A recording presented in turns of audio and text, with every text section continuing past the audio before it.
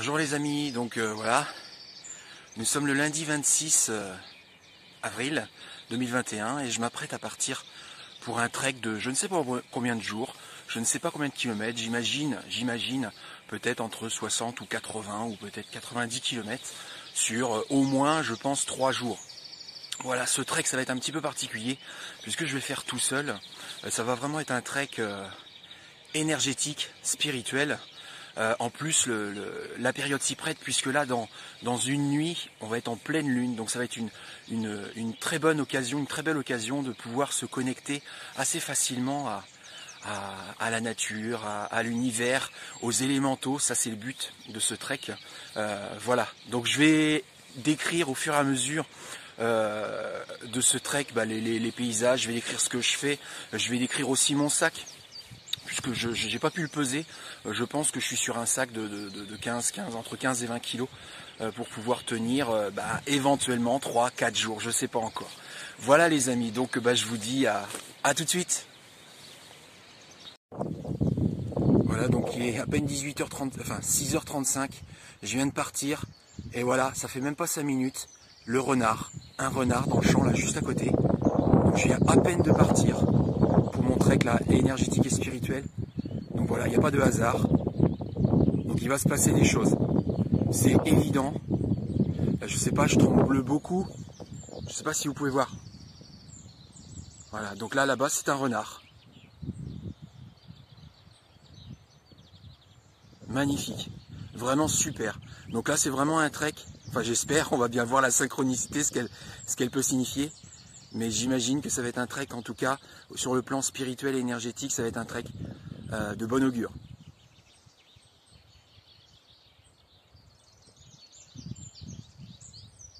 Plutôt bon, plutôt bon.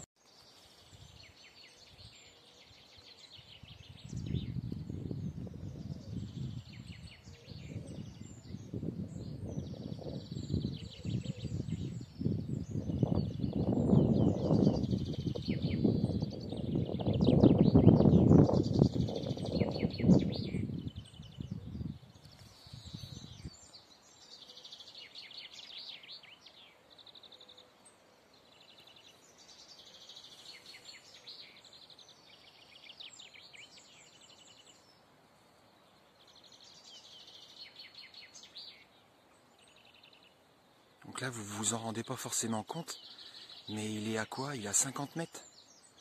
Allez, 50-60 mètres de moi. Il s'est un petit peu rapproché. Et là, on dirait qu'il est à l'affût. Il a flairé quelque chose. Regardez. Là, il s'est mis sur l'herbe. Comme s'il allait bondir, là. Il a flairé quelque chose.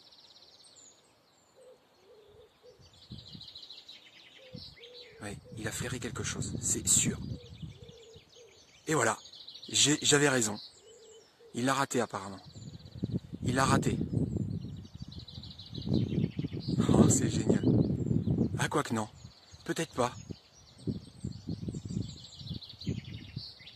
Bon, allez, je continue.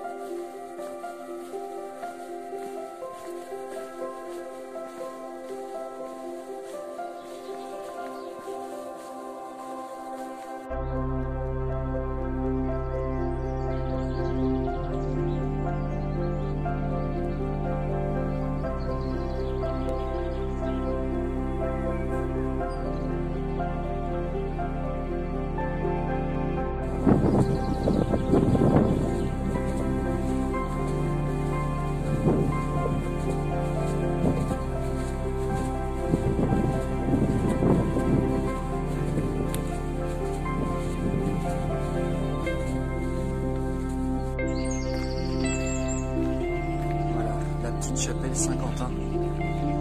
La petite chapelle Saint-Quentin. Alors, Fontaine Saint-Quentin à 300 mètres. Balade des écrevisses, circuit de la voie, altitude 160 mètres.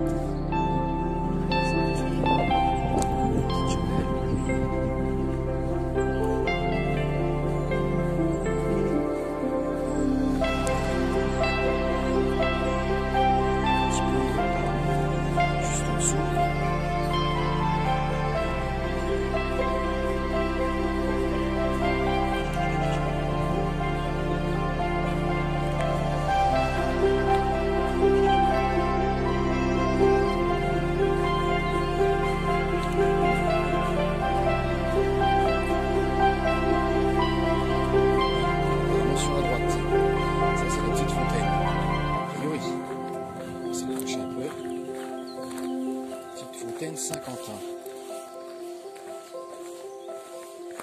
D'accord. Ok, Fontaine Saint-Quentin.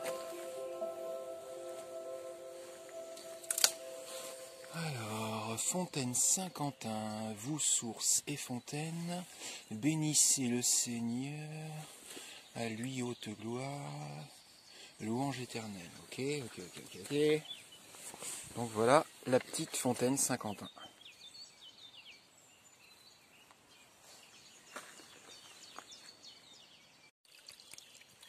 Donc là, il faut que je fasse attention parce que donc ça descend déjà d'une. C'est très caillouteux et il y a de l'eau sur quasiment toute la surface du chemin. Donc là, ça se voit peut-être pas forcément sur la vidéo, mais puis bon, voilà, j'ai pas non plus les pieds dans l'eau parce que il y a quand même de la caillasse. Mais du coup, il faut que je fasse très attention à mes chevilles si je veux pouvoir faire mon trek en entier. Alors, hop. Descente.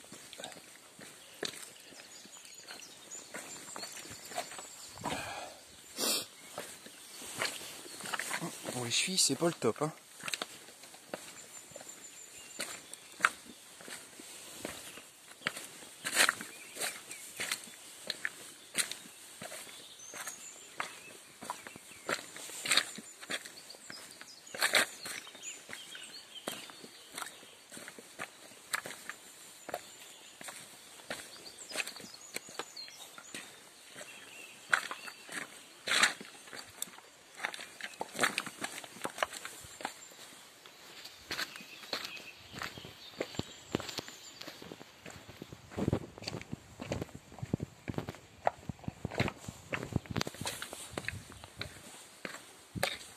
Là, apparemment, il y a un petit passage pour passer au-dessus de la rivière, j'imagine.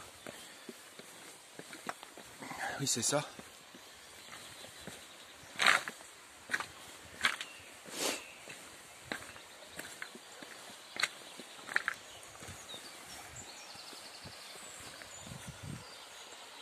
Donc, c'est tout à fait charmant.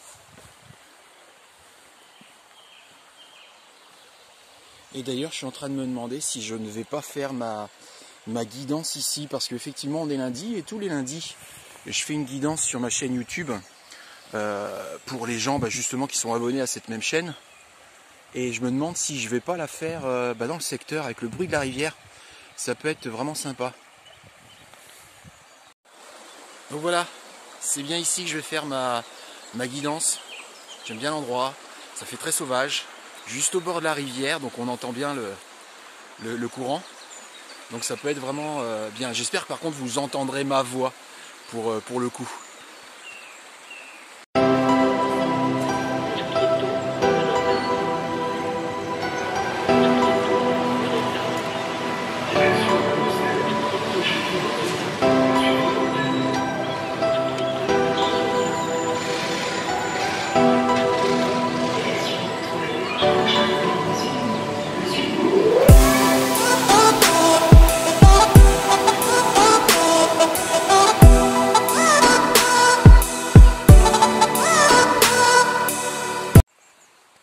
Donc voilà, je viens de faire ma guidance et là je repars.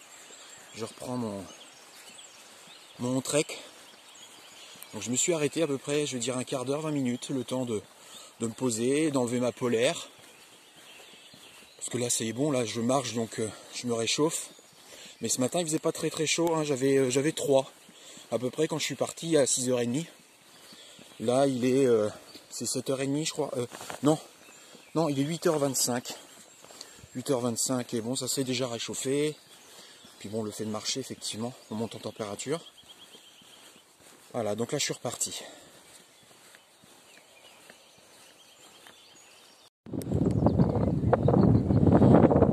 J'espère que le son ne va pas être trop mauvais là, parce que là il y a du vent. Et ça va peut-être siffler pour vous, pour la vidéo. Mais là voilà, parce qu'on est sur une hauteur. Et il y a du vent. Voilà. Le soleil commence à percer un peu là. Ça va être sympa.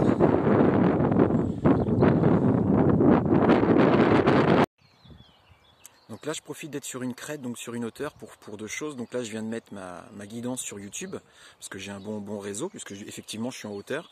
Et puis je profite aussi pour faire un point géographique, pour vous situer un petit peu. Voilà, je vais essayer de grossir sans trop trembler. Je ne sais pas si on voit très bien. On devine. Attendez. Voilà.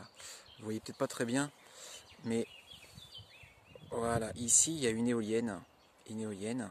Et donc si je me décale un petit peu, juste ici, au-dessus de mon doigt, voilà, c'est là que je suis parti ce matin. Mon bus est stationné là-bas, en fait, sur la crête.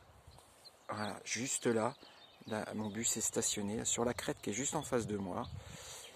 Et voilà, donc ça fait un petit peu plus de 2 heures que je suis parti. Et j'ai déjà effectué tout ça tranquillement, parce que effectivement je n'ai pas un rythme très élevé, je pense.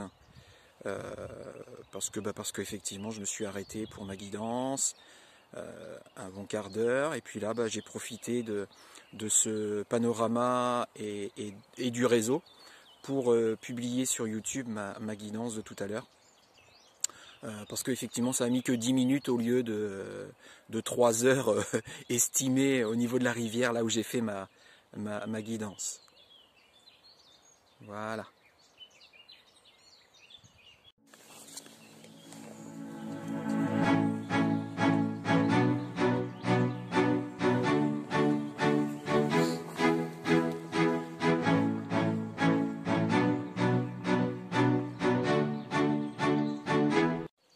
J'essaye de ne pas faire trop de bruit, il y a un chevreuil juste devant nous.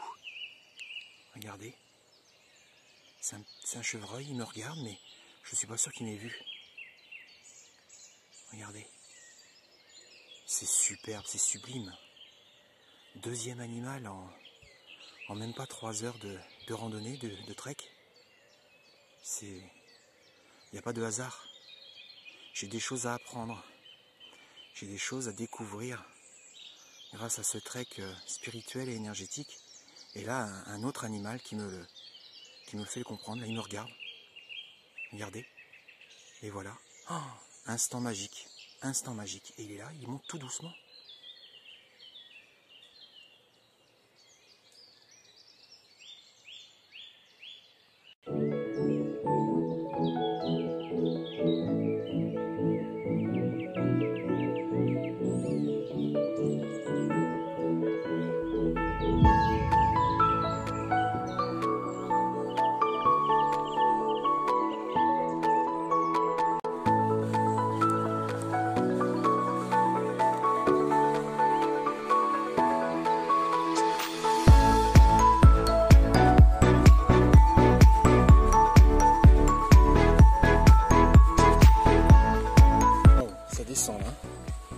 Sacrée pente. Faut que je fasse attention.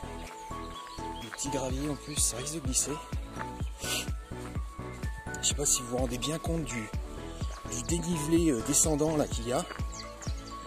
C'est pas mal, c'est pas mal. Du coup, je fais attention à mes appuis. Je baisse mon centre de gravité vers l'arrière. Parce que là, ça descend vraiment bien.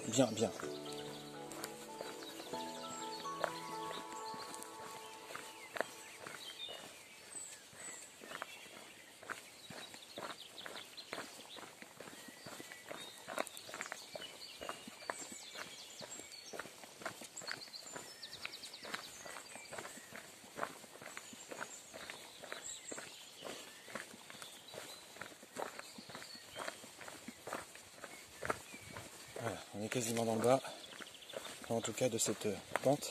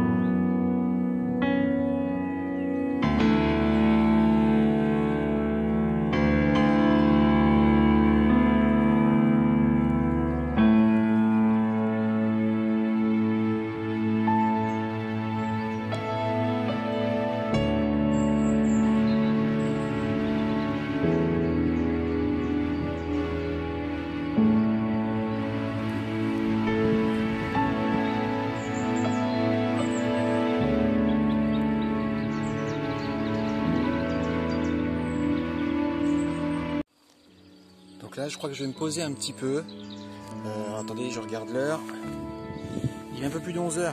11 h, donc je vais me poser un petit peu. Et je crois que je vais méditer là au pied de cet arbre-là et de cette rivière. Et ça va me faire du bien. Ça va me faire du bien. Je pense que je vais même tremper un peu les pieds. Ça va rafraîchir un peu les pieds parce que là, je sens que c'est bien chaud. Voilà.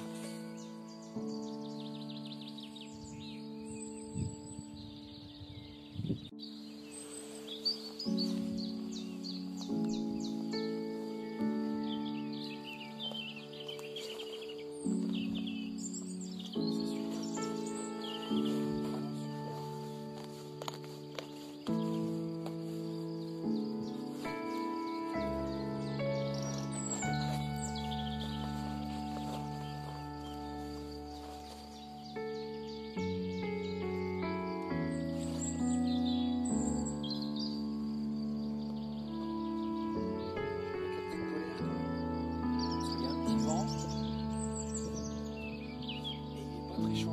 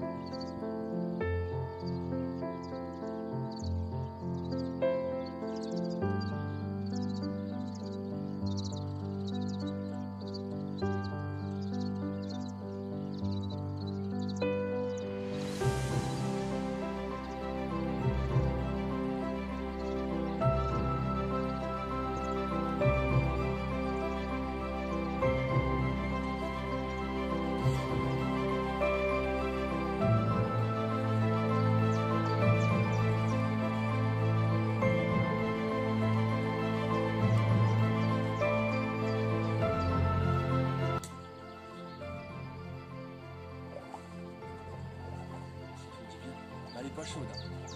Je vous assure, elle est vraiment pas chaude.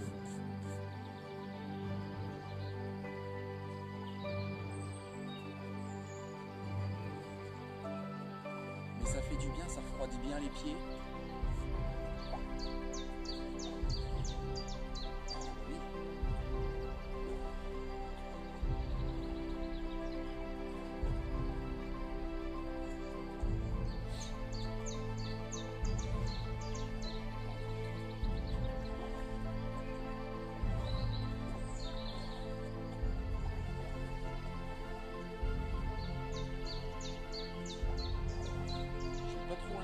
Parce que c'est vraiment froid.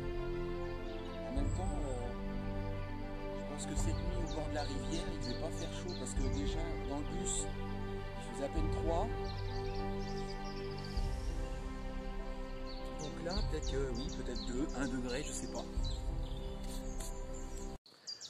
Donc je profite que mes pieds sèchent un petit peu, parce que là je viens de me tremper les pieds, pour vous décrire un petit peu le pourquoi de ce trek énergétique et spirituel, et puis comment surtout comment je vais le vivre au quotidien, que ce soit par rapport à l'alimentation, par rapport à la dépense physique, mais également par rapport à la ressource énergétique et spirituelle.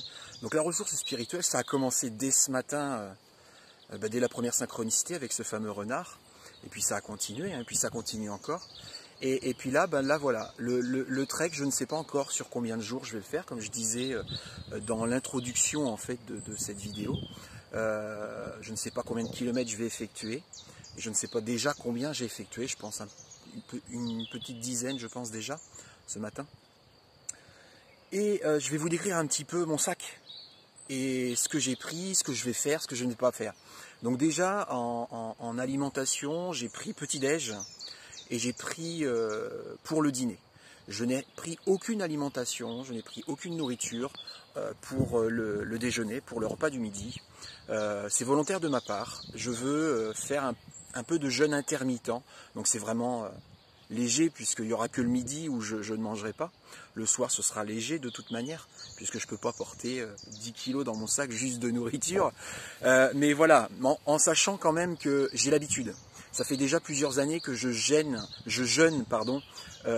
ponctuellement, à peu près 1 à 2 fois par mois, où je reste 24 heures de manière complètement consciente sans manger.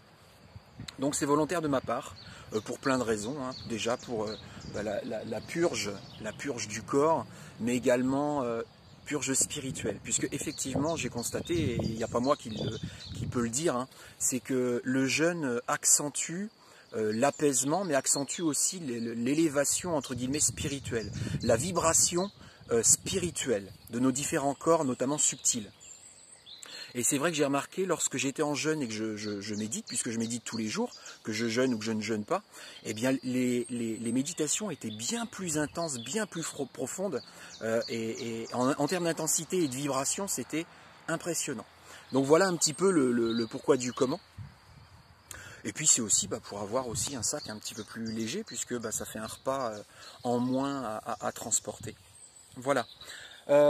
Sinon, qu'est-ce que je peux dire d'autre? Donc effectivement, sur le trek, je vais alterner entre marche, entre détente, et puis aussi, là, comme je viens de faire, méditation, une petite méditation, ça c'est... Voilà, c'est pas une méditation d'1 heure ou d'une demi-heure, juste une petite méditation de 10 minutes, un quart d'heure, ça suffit bien. Et je vais le faire plusieurs fois au cours de mon trek. Et je vais certainement aussi me connecter à certains arbres pour me ressourcer, pour faire un échange énergétique entre ces arbres avec lesquels je vais me connecter et puis moi-même. Voilà, donc je pense que ça va être intéressant, ça va être riche en termes énergétiques, spirituels et certainement même physiques et émotionnels, probablement. Voilà, donc je vais faire plein de petites vidéos comme ça pour décrire les choses. Donc petite description de mon sac à dos. En tout cas déjà sur un premier jet par rapport à l'aspect extérieur. Donc comme vous pouvez voir, j'ai mis une tente. Là c'est une 33 places, donc elle fait 3,5 kg sur le haut de mon sac à dos. J'ai mis mon tapis de sol dessous en fait. j'ai mis voilà des sandales parce que l'année dernière j'ai fait 3 treks, hein, j'en ai fait 2 de plus d'une quarantaine de kilomètres et puis un entre 50 et 60 kilomètres.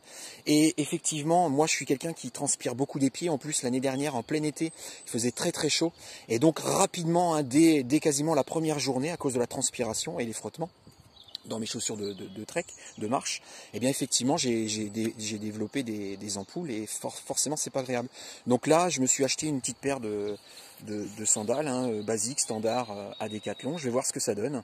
Et puis je vais essayer 1 à 2 heures par jour, voilà, de me mettre pieds nus dans mes sandales et puis de marcher comme ça en sandalettes. Je pense que ça va bien soulager, bien aérer mes pieds, mes orteils, etc. Et je pense que ça va être plus facile, plus pratique. Autre chose que j'ai fait par rapport à l'année dernière que j'avais pas fait, c'est que moi, un petit papy, petite mamie, depuis déjà à peu près 1 an, puisque je suis nomade, hein, pour les gens qui me suivent, enfin moins là depuis 2 mois, puisque j'ai vendu mon camping-car, même si je vis en bus, mais voilà, je marche beaucoup et je faisais mes courses souvent avec un petit caddie, avec un sac là de 60 litres, et ce que j'ai fait, c'est que j'ai enlevé le sac originel pour faire les courses, que j'ai remplacé par mon sac à dos et que j'ai solidarisé avec le caddie, l'armature du caddie, parce que je me disais, mais quand je suis sur des sentiers lisses ou comment dire, les voies vertes, ou même parfois sur des portions de route, eh ben mes épaules ne souffrent plus du coup. En tout cas, plus de la même manière. Et ça soulage, ça permet quand même de continuer à marcher. Et là, j'ai testé donc pour la première fois sur le début de mon trek. Et franchement, c'est pas mal du tout. Qu'est-ce que je peux dire d'autre sur mon sac là déjà par rapport à l'aspect extérieur?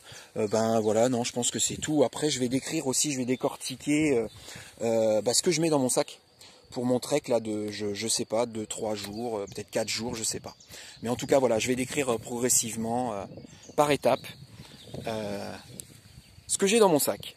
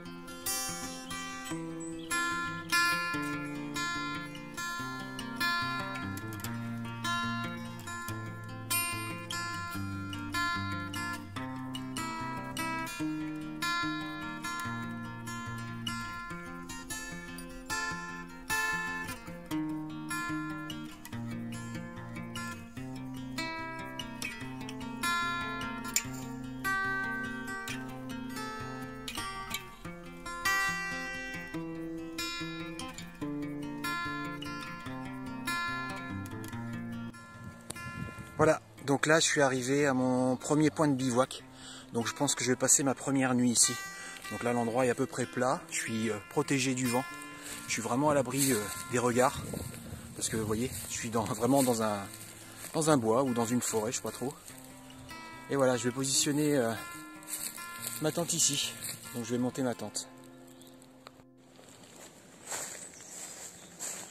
Bon, c'est parti. Donc cette tente là, c'est la première fois que je vais la monter. C'est la première fois que je vais la monter.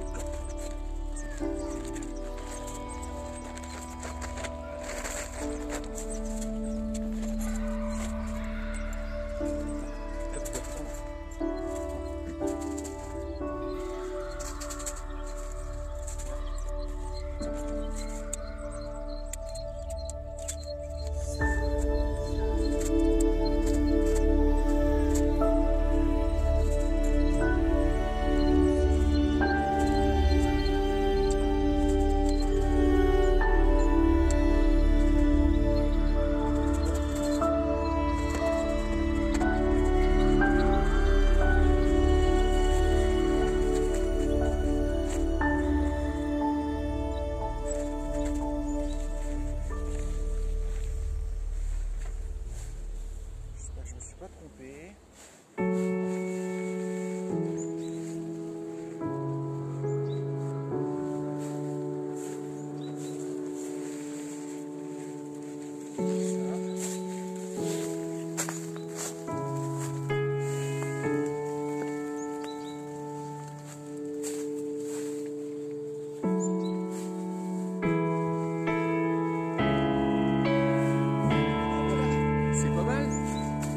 A priori, voilà, j'ai fini. La tente est montée. Il ne me reste plus qu'à bien tendre avec, bien bloquer le surtoit avec les sardines qui me restent. Pour être sûr que si jamais il pleut, le surtoit empêche que l'eau mouille la tente. Alors, voilà. Je sais pas si ça va très bien tenir parce que comme je l'ai dit, non, ça va pas tenir. Ça va pas tenir. Là on est dans un bois et il y a bien, je vais dire une bêtise, mais il y a bien presque 10 cm de plus. Et donc la terre on n'arrive même pas à la terre. C'est vraiment l'épaisseur de feuilles avec du terreau. Et donc c'est très meuble. Et les sardines ont du mal à tenir dans le sol. C'est pas grave, là je suis bien à l'abri, il n'y a pas trop de vent. Normalement ils annoncent pas de pluie. Je crois mais pas de pluie. Donc voilà, la tente elle est montée, j'ai pas mis très longtemps, c'est la première fois. Mais nickel. Donc finalement j'ai trouvé comment bien tendre le surtoit de tente. C'est carrément des morceaux de bois de quasiment 30 cm et puis j'enfonce de 20 cm, voire un peu plus dans le sol. Ça permet de passer l'épaisseur du mus. Voilà. Donc là, par rapport à ce niveau-là, là je l'ai fait aussi ici. Enfin, je l'ai fait sur tous les côtés. Voilà. Donc là du coup ça tend bien le surtoit de tente, il peut pleuvoir. Pas de problème. Donc voilà la tente une fois montée sur son emplacement. Avec l'environnement, hein. Donc c'est super, c'est super. Voilà les amis, donc pour moi c'est la fin de journée. Là je vais me coucher, là je me suis brossé les dents, enfin j'ai mangé, je me suis brossé les dents, je me suis débarbouillé. Donc le bilan de la journée, environ 16 km, tranquille. Demain je ne sais pas combien je vais faire, je verrai bien. Pour la nuit, ils annoncent 1 degré. Donc logiquement, moi ça devrait le faire parce que voilà, j'ai un duvet 0 confort. Donc ça veut dire que jusqu'à une température de 0 degré, on doit être bien dedans. Et je ne doute pas parce que j'ai eu des températures plus froides que ça dans mon camping-car ou dans mon bus et j'ai pas eu froid. Donc logiquement, ça devrait le faire. Donc on verra demain pour la suite et puis je vous souhaite une bonne soirée ou une bonne nuit. À demain.